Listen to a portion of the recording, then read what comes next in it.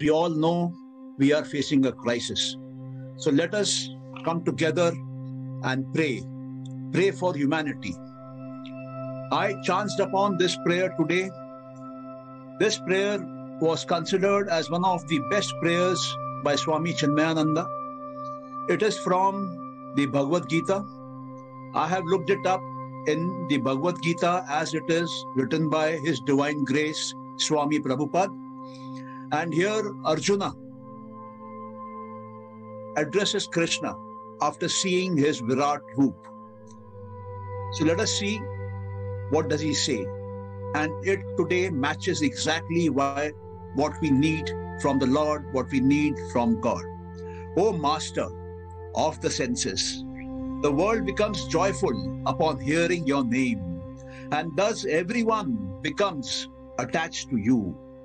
Although the perfected beings offer you their respectful homage, the demons are afraid and they flee here and there.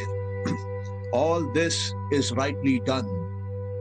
You are the Supreme Lord, to be worshipped by every human being.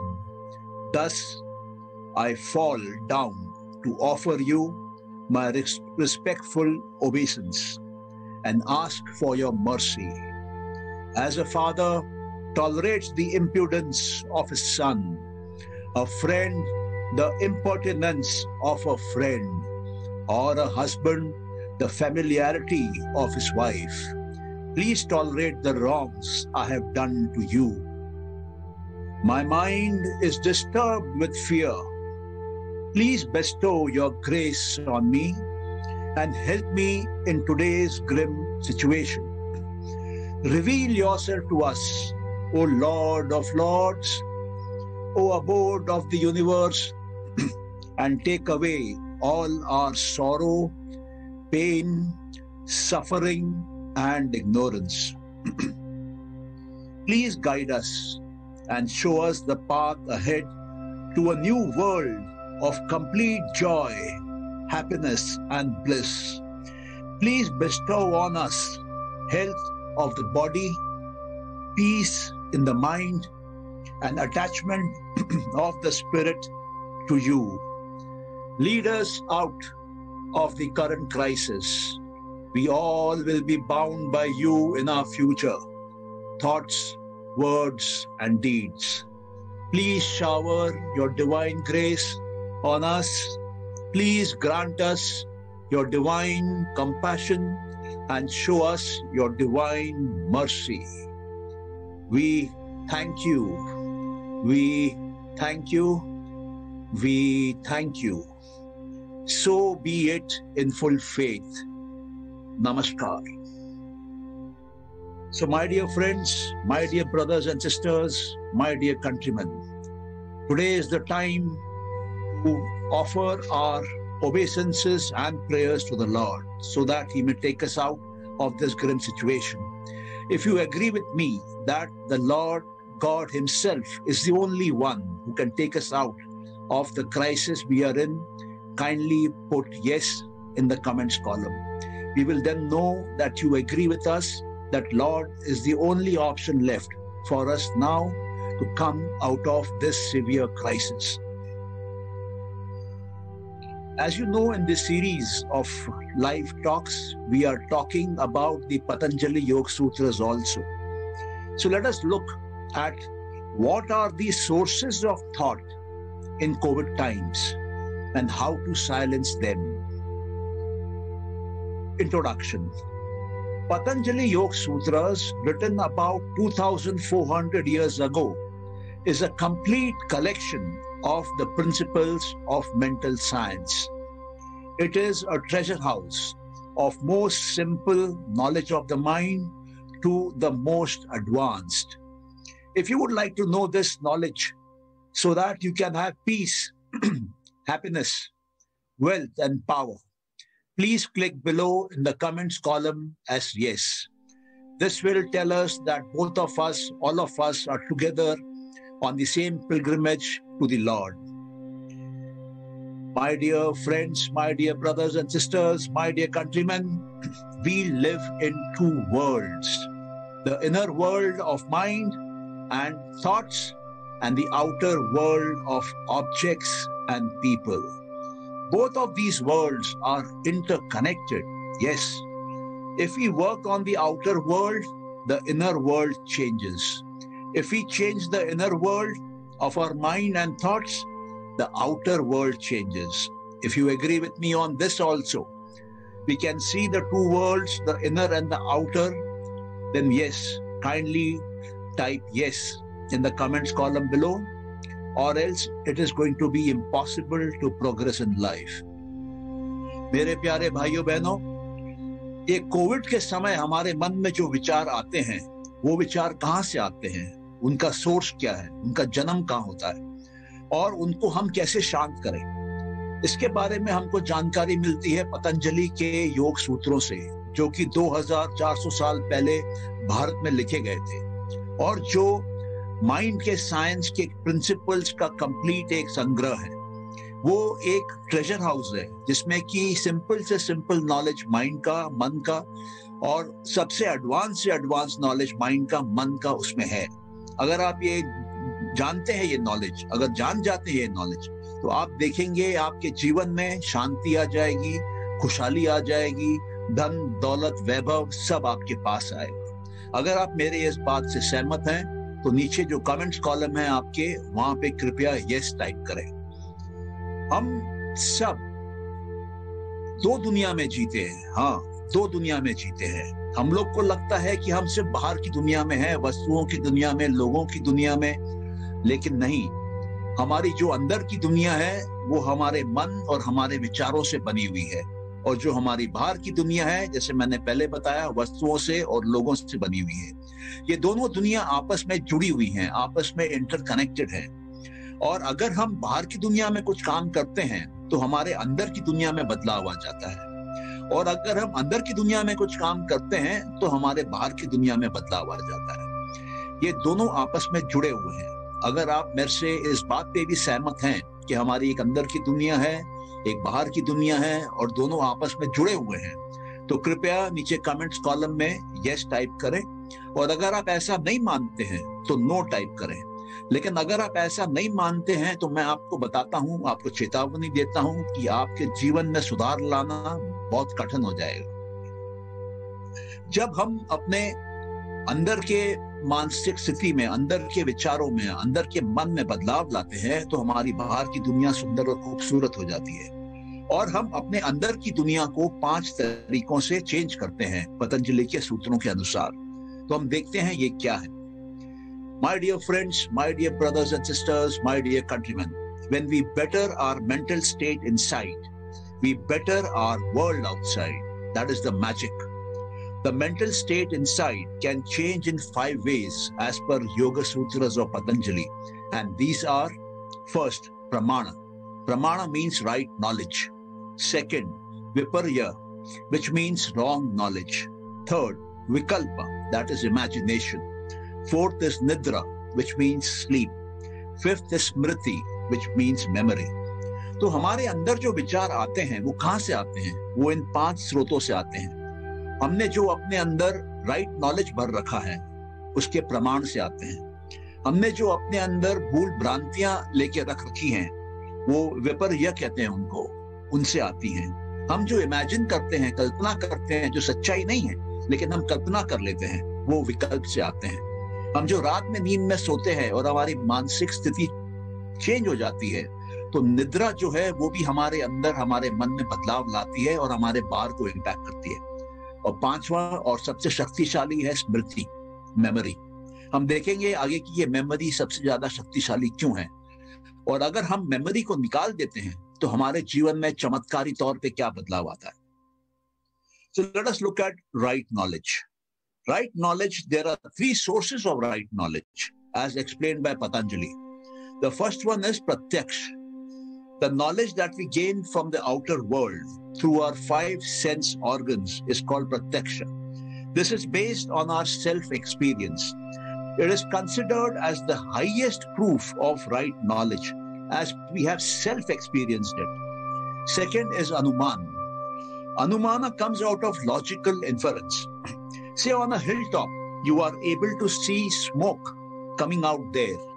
You can infer logically that as there is smoke, there must be a fire out there, though you are not able to see the fire directly. And the third, agama.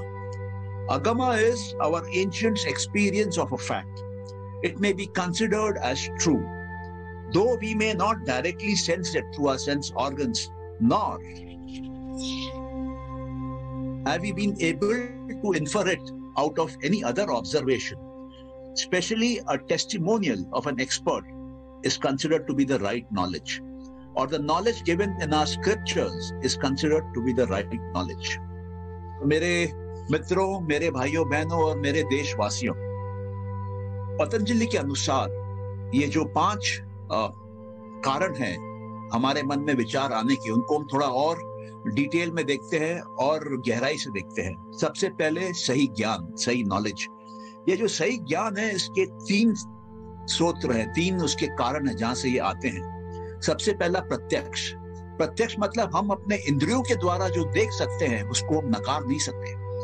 हर परिस्थिति में इंद्रियों के द्वारा देखा हुआ सच सबसे आगे है, इसलिए ये हमारे खुद का एक्सपीरियंस किया हुआ है, हमारे इंद्रियों का देखा हुआ है, किसी का सुना हुआ नहीं है, किसी का बोला हुआ नहीं है। ये हमारा डायरेक्ट पर्सनल ओन एक्सपीरियंस है, इसलिए इसकी महत्ता सबसे ज्यादा है, इसकी इंपॉर्टेंस सबसे ज्यादा है, और ये हाईएस्ट प्रूफ है कि यही सही ज्ञान है। दूसरे नंबर पे क्या आता है? दूसरे नंबर पे अनुमान आता है। ये हमारा अनुमान मतलब जो हम एस्टिमेशन करते हैं, जो हम लॉजिकली ढूंढ के निकालते हैं। तो मान लीजिए कि आपके सामने एक बहुत बड़ा टीला है, मिट्टी का बहुत बड़ा पहाड़ मान लीजिए, उसके ऊपर से धुआं निकल रहा है। अगर धुआं निकल रहा है तो आप ये अनुमान लगा सकते हैं कि वहां पे जरूर कोई ना कोई अग्नि लगी होगी, कोई ना कोई आग लगी होगी, क्योंकि जहां आग होगी वहां धुआं होगा, और जहां धुआं होगी वहां आग होगी। तो इससे हम अनुमान लगाते हैं, जबकि हम प्रत्यक्ष रूप से देख नहीं पा रहे हैं, लेकिन हमारे अंदर ये जानकारी आ जाती है, ये सही ज्ञान आ जाता है। तो ये अनुमान कहते हैं इसको। और अगम क्या है? जब हमारे एंशिएंट्स, हमारे पूर्वज, हमारे हजारों, 2000, 5000 साल पहले जो हमारे पूर्वज थे, उन्होंने अगर किसी चीज को देखा है जिसको हम नहीं देख पा रहे, उन्होंने किसी चीज का हमको ज्ञान दिया है जो कि हम लॉजिकली भी नहीं निकाल पा रहे हैं, तो भी उसको सही ज्ञान माना जाता है, उसको राइट नॉलेज माना जाता है, जबकि हमने ना इंद्रियों से देखा, ना हम अपने बुद्धि से उसको पहचान पा रहे हैं। जो हमारे शास्त्रों में लिखा है उसको अगामा कहते हैं, उसको सही ज्ञान माना जाता है। जो किसी एक्सपर्ट का टेस्टिमोनियल हो, कोई एक्सपर्ट बोले कि हाँ ये सही है, तो हमको मानना पड़ता है। जैसे मान लीजिए मेरे को हार्ट का प्रॉब्लम है और एक हार्ट का स्पेशलिस्ट मुझसे बोले कि तुम्हारे हार्ट में ये प्रॉब्लम है, तो मुझे मानना पड़ेगा उसकी बात, क्योंकि वो एक्सपर्ट है अपने फील्ड का। तो ये तीन मार्ग हैं, ये 3 कारण हैं, ये 3 सूत्र हैं जिससे हमको सही ज्ञान मिलता है। लेकिन सबसे इंपॉर्टेंट कौन सा है? सबसे इंपॉर्टेंट पहला वाला है। वो क्या है? प्रत्यक्ष रूप से जो देखा जाए। दूसरा जो अनुमान किया जाए, और तीसरा जो कि अगामा हो, जो कहीं ना कहीं किसी एक्सपर्ट ने लिखा हो या बोला हो। अब देखते हैं गलत ज्ञान क्या है, क्योंकि हम अपने जीवन में कई बार गलत ज्ञान भी उठा लेते हैं। तो ये जो ज्ञान हमारे पास किसी भूल भ्रांति से आता है, किसी गलत सोच के कारण आता है, जो कि सत्य नहीं है, उसको हम रॉन्ग नॉलेज बोलते हैं। मान लीजिए रात के अंधेरे में मैं सड़क पे चल रहा हूं और वहां पर एक काली सी मोटी सी रस्सी रखी हो, तो मुझे भय लग सकता है कि ये शायद कोई सांप है और मैं वहां से शायद भाग जाऊं जल्दी से जल्दी। और सवेरे जब मैं उसी रास्ते पे आता हूं तो देखता हूं वहां कोई सांप नहीं है, वहां पे एक रस्सी है काले रंग की। तो ये जो भूल भ्रांति हमको हो जाती है, ये जो गलत ज्ञान हमको मिल जाता है, ये भी हमारे मन में विचार पैदा करते हैं। So my dear friends, wrong knowledge. Knowledge arising out of an illusion is called wrong knowledge. Say you see a snake in the dark and you run away from there. But in the daytime, you see only a rope there. There never was a snake. This is wrong knowledge. Imagination. Many a times we daydream or we go into the future, imagine something and come back in today's world. This also creates thoughts in us. This imagination changes the state of our mind. Every time the state of our mind changes, there is disturbance in the mind. The state of mind must not change ideally. It must remain steady. It must remain constant. मेरे प्यारे भाइयों बहनों, जो हम कल्पना करते हैं, जो हम विकल्प करते हैं, उस कारण से भी हमारे मन में बदलाव आता है। हम कुछ सोचते हैं, अच्छा सोचते हैं तो हमारे मन में अच्छा लगता है, बुरा सोचते हैं तो हमारे मन में बुरा लगता है। तो ये जो मानसिक स्थिति की जो बदलाव है, ये वृत्ति है, और ये हमारे जीवन में दुख लेके आती है। तो हमको हमेशा मन को स्थिर रखना है, मन में किसी भी कारण से बदलाव को आने नहीं देना है। Sleep. In sleep, we too undergo a change in our mind. Sleep is programmed into us. This happened many thousands of years back. So today when we sleep, we lose our consciousness about sleep. It alters our state of mind. But when we awaken in the morning, we feel fresh about the night's sleep. Sleep मतलब निद्रा। मेरे प्यारे भाइयों बहनों, जब हम रात में सोते हैं तो हमारी मानसिक स्थिति में बदलाव आ जाता है। हम जागरूक अवस्था से स्वप्न की अवस्था में आ जाते हैं, और स्वप्न अवस्था से गहरी निद्रा की अवस्था में आ जाते हैं। तो नींद क्या है? ये हमारे अंदर प्रोग्राम हो गई है, और ये कई हजारों साल पहले हमने ये अपने अंदर बिठा लिया है कि हमको रात में सोना है। और आज हम जब सोते हैं तो हम अपनी चेतना को खोते हैं। हमारा जो अवेयरनेस है, जो कॉन्शियस माइंड है, वो चला जाता है, उसको हम खो देते हैं नींद में। ये हमारे माइंड के स्टेट को चेंज कर देता है, हमारे अंदर बदलाव ले आता है। लेकिन जब हम सवेरे उठते हैं तो हमको फ्रेश लगता है रात की नींद के बाद। अंतिम जो बदलाव लाने वाला है वो है मेमोरी, स्मृति। हम जो कुछ भी एक्सपीरियंस करते हैं वो हमारे माइंड में स्टोर्ड रहता है, चाहे वो राइट नॉलेज हो, चाहे वो रॉन्ग नॉलेज हो, चाहे वो इमेजिनेशन हो, चाहे वो स्लीप हो, all that is stored in our minds. This storage, whenever it occurs, it changes the state of our mind. My dear friends, memory, all that we experience is stored in our mind.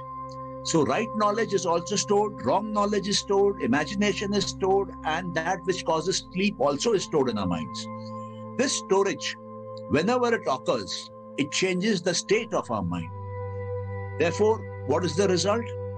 Result ये है कि हम जब स्मृति के कारण हम सब कुछ अपने अंदर स्टोर करते रहते हैं, और जो कुछ भी हम स्टोर करते हैं, वो जो सही ज्ञान आता है वो भी स्टोर करते हैं, जो गलत ज्ञान है वो भी स्टोर करते हैं, जो हम सपने में देख रहे हैं, इमेजिन कर रहे हैं, वो भी स्टोर करते हैं, जो हम नींद जिस कारण से हमको आती है वो भी हमारे माइंड में कहीं ना कहीं प्रोग्राम स्टोर्ड है, जिस कारण से हम सो पाते हैं। तो आप देखेंगे कि जितने भी चीजें विचारों को पैदा कर रही है वो यहाँ तो हमारे अंदर स्टोर्ड है पिछले समय में, या अभी हम अपने इंद्रियों के द्वारा उसको बाहर से अंदर ले रहे हैं और हमारे अंदर वो बदलाव पे बदलाव ला रहे हैं। तो उसका रिजल्ट क्या है? ये जितने भी 5 मेंटल स्टेट है जिसका हमने वर्णन किया, उसको पतंजलि कहते हैं वृत्ति। वृत्ति का मतलब कि जो हमारे मानसिक स्थिति में बदलाव लाती है वो वृत्ति है। अब वो मानसिक स्थिति में बदलाव चाहे अच्छी हो या बुरी हो, दोनों ही वृत्ति है, दोनों से ही हमको दूर रहना है। और पतंजलि कहते हैं योग क्या है? योग वो है जिसमें कि हम अपने वृत्तियों को बंद कर दें, खत्म कर दें, मार डालें, वृत्तियां नहीं आनी चाहिए। और इसको जब हम इसको निकाल लेते हैं, अपने मेमोरी को पूरी तरीके से साफ कर लेते हैं, तो हमारी अंदर की दुनिया जो है वो नीट और क्लीन हो जाती है। और तब हम पाते हैं कि हमारी बाहर की दुनिया, क्योंकि अंदर की दुनिया नीट और क्लीन हो गई, बाहर की दुनिया पूरी शांति से भर जाती है, हार्मनी से भर जाती है, खुशी से भर जाती है, अच्छे स्वास्थ्य में बदल जाती है, और हम परमात्मा से, ऊंची ताकतों से जुड़ने लगते हैं, उनके साथ एक हो जाते हैं। ये जो ह्यूमन लाइफ है, ये जो हमारा जो जीवन है, वो सिर्फ एक काम के लिए है, हमको कॉन्स्टेंटली अपने अंदर की क्लीनिंग करते रहनी चाहिए। और जैसे जैसे हम इसको आदत पड़ेगी हमको क्लीनिंग करने की, हमको समझ में आएगा कि इसको क्लीन करने के बहुत सारे टूल्स हैं, बहुत सारे टेक्निक्स हैं, जिससे कि हम अंदर क्लीन कर सकते हैं, प्यूरिफाई कर सकते हैं, जो कि पतंजलि के योग सूत्रों में आपको मिलेंगे। और हम भी आपको जून 21 तक पतंजलि के योग सूत्रों पे ज्ञान देते रहेंगे, अपना एक्सपीरियंस शेयर करते रहेंगे। तो आप पाएंगे कि नए नए तरीके, जिससे कि आप अंदर अपने मन को साफ कर सके, पवित्र कर सके, और बाहर आपका जीवन सुखद हो जाएगा। और ये करने से हमको अच्छा स्वास्थ्य, अच्छी मानसिक स्थिति, और हम ईश्वर की ताकतों से, देवताओं से जुड़ने लगते हैं। कल हम देखेंगे ये 2 टेक्निक योगा के, जिस कारण से हम अंदर में क्लीन कर सकते हैं और अंदर में प्यूरिफाई कर सकते हैं। अभी मेरी आपसे ये आग्रह है, आप सभी से, क्योंकि हम कोविड के समय में चल रहे हैं, तो सबसे पहले जो भी आपने सही ज्ञान लिया है कोविड के बारे में, चाहे डॉक्टर से चाहे किसी से भी, वो भी वृत्ति पैदा करता है। आपने जो गलत ज्ञान ले लिया है, जो एक गलत भ्रांति में आप आ गए हैं कोविड को लेके, वो भी आपके अंदर वृत्ति पैदा करता है। आपने जो इमेजिन कर लिया है, मान लीजिए आपके यहाँ कोई बीमार है और आप इमेजिन करते हैं कि बुरे से बुरा होगा उसके साथ, और आप उस कारण से भय में आ गए हैं, वो भी एक वृत्ति है। निद्रा, स्लीप, आप जो सोते हैं रात में, वो भी एक वृत्ति है। और जो भी आपके पास मेमोरी है उन लोगों की जो कोविड से परेशान है, जिनके घरों में मौतें हुई हैं और जो तड़प रहे हैं दुख के कारण, वो भी एक वृत्ति है। तो हमको पूरी की पूरी मेमोरी अपनी क्लीन कर देनी है कोविड से। आपके पास कोविड के बारे में सही ज्ञान हो, गलत ज्ञान हो, आपकी इमेजिनेशन हो, आपकी मेमोरी हो, आपकी नींद में असर डालता हो, जो भी हो, उन सबको आपको हटा देना है। और उसके बाद आप देखेंगे कि आपके जीवन में इन कठिन परिस्थितियों में भी मन शांत रहेगा, मन का परफॉर्मेंस लेवल हाई रहेगा, और आप ऑर्डिनरी तरीके से नहीं, एक शक्तिशाली तरीके से जीवन को जिएंगे, मन की खुशहाली रहेगी और आप ईश्वर की ताकतों के साथ जुड़ने लगेंगे। आप अगर इन बातों से सहमत हैं और आपको मेरी ये बातें अच्छी लगी हैं, जो कि एक्चुअली मेरी नहीं है, ये महर्षि पतंजलि जी की हैं, जिन्होंने 2400 साल पहले पूरा योग का ज्ञान ऋग्वेद से लेके, सारे वेदों से लेके, सारे उपनिषद से लेके, महाभारत से लेके, सांख्य दर्शन जो कि कपिल मुनि ने लिखा, उसको लेके उन्होंने इसको बनाया है और हमारे सामने रखा है। तो हम आज से लेके आपको एक ऑर्गेनाइज फॉर्म में जून 21 तक, जो कि इंटरनेशनल डे ऑफ योगा है, उस दिन तक हम आपको अलग अलग एस्पेक्ट्स जो है, अलग अलग सूत्र जो है पतंजलि के, वो आपके सामने रखते रहेंगे।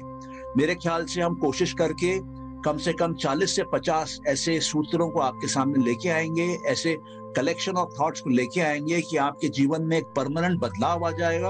आप अपने जीवन को एक ऊंची उड़ान भर सकते हैं, और ज्यादा से ज्यादा लोग जब इसको देखते हैं तो भारत की अपने आप में उन्नति हो जाती है। और ये क्योंकि हम फेसबुक लाइव पे इसलिए कर रहे हैं कि कोई नंबर्स की कमी नहीं है। 10 आदमी, 100 आदमी, 1000 आदमी, 10,000 आदमी, 1 लाख आदमी, 1 करोड़ आदमी और उससे भी ज्यादा इस लाइव ट्रांसमिशन को देख सकते हैं, और इसमें किसी का कोई खर्चा नहीं है। और हम क्या डिस्कस कर रहे हैं, हम करेंगे पतंजलि के योग सूत्र, जो कि ज्ञान का भंडार है, ओरिजिनल ज्ञान का भंडार है, पावरफुल है, एक्सट्रीमली पावरफुल है। ये पतंजलि के योग सूत्र आपको समाधि में कैसे जाना है वो सिखाता है, इसका साधना क्या है अष्टांग योग का वो सिखाता है, विभूतियां, सिद्धियां कैसे प्राप्त होती हैं, 40 प्रकार की सिद्धियां वो सिखाता है।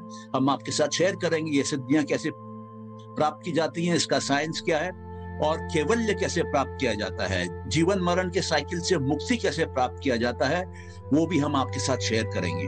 तो मेरी आपसे ये रिक्वेस्ट है कि अगर आपको ये हमारा जो टॉक है, ये जो हमारे फेसबुक लाइव के सेशंस हैं, अगर आपको पसंद आ रहे हैं तो कृपया करके मेहरबानी करके उसमें यस लिखिए। इससे हमारी हिम्मत बढ़ेगी और हम बढ़िया से बढ़िया तरीके से आपके सामने, देश के सामने पतंजलि के योग के ज्ञान को रखेंगे, और पूरा का पूरा देश पूरे कॉन्फिडेंस के साथ, पूरे आत्मविश्वास के साथ, आत्मबल के साथ और अपने पूर्वजों महर्षियों के ज्ञान के साथ इस कड़ी संकट के घड़ी से हंसते हंसते बाहर निकल के आए।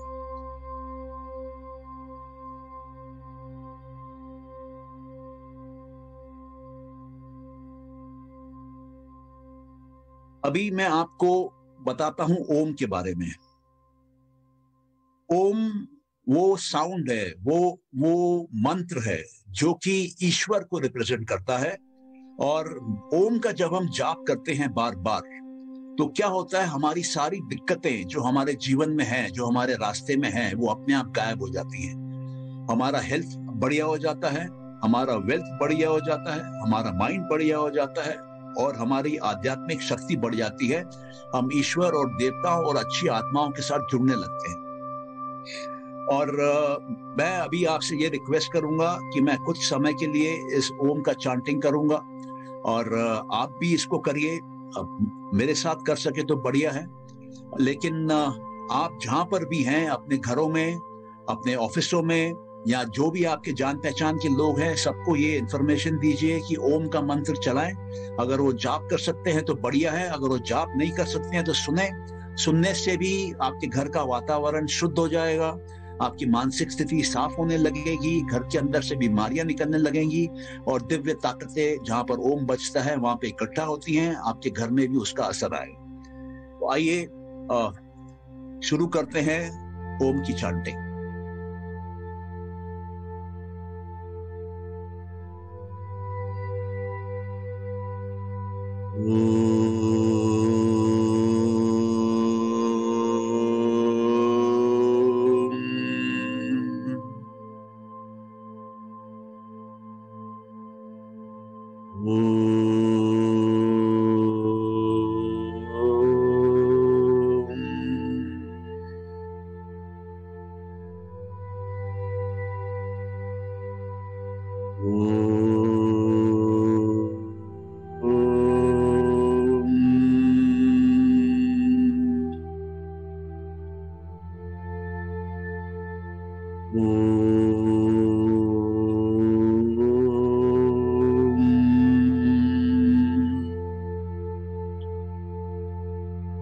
ओम की चांटिंग में एक जो खास चीज का ध्यान देना है आपको, वो है कि जो अ है और उ है और म है, इन तीन साउंड से, इन तीन आवाजों से ओम का मंत्र का उच्चारण किया जाता है।